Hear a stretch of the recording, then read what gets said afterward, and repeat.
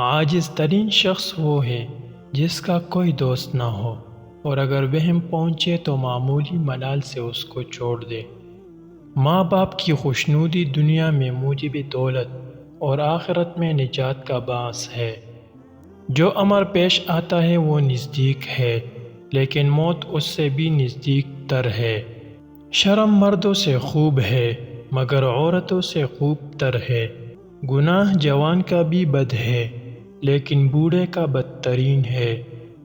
پاک نفس آدمی شہرت میں عورتوں سے زیادہ شرماتا ہے۔ دنیا کے ساتھ مشغول ہو جانا جاہل کا بد ہے لیکن عالم کا بدترین ہے۔ بخشش کرنا امیر سے خوب ہے لیکن محتاج سے خوب ترین ہے۔ علم پیغمبروں کی میراث ہے اور مال فرعون و قارون کی میراث ہے۔ موت سے محبت کرو تو زندگی عطا کی جائے گی۔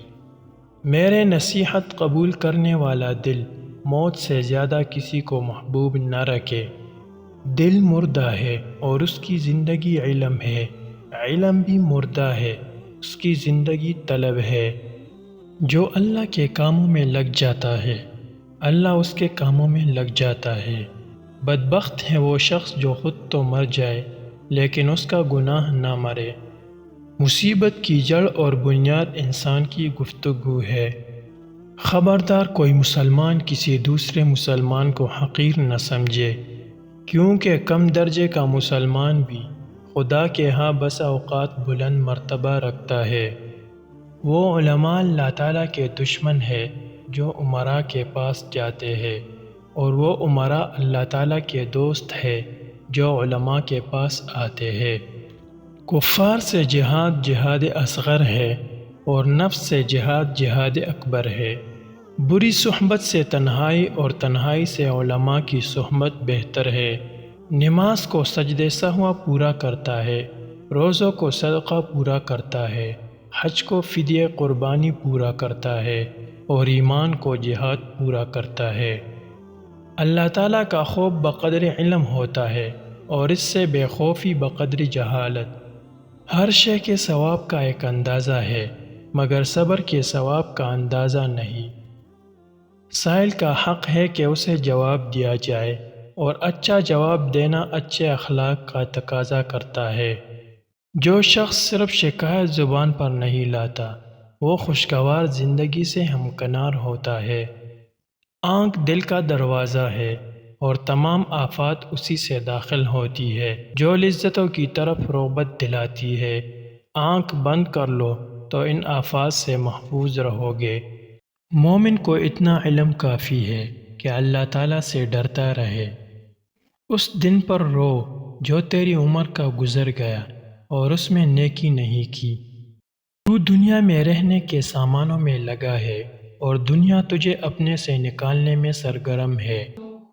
عورتوں کو سونے کی سرخی اور زعفران کی زردی نے ہلاک کر رکھا ہے۔ جسے رونے کی طاقت نہ ہو وہ رونے والوں پر رحم کیا کرے۔ زبان کو شکوہ سے روک، خوشی کی زندگی عطا ہوگی۔ انسان ضعیف ہے، تعجب ہے کہ وہ کیوں قوی خدا کی نافرمانی کرتا ہے۔ علم کے سبب کسی نے خدائی کا دعویٰ نہیں کیا مگر مال کے سبب بہت سے لوگوں نے خدائی کا دعویٰ کیا۔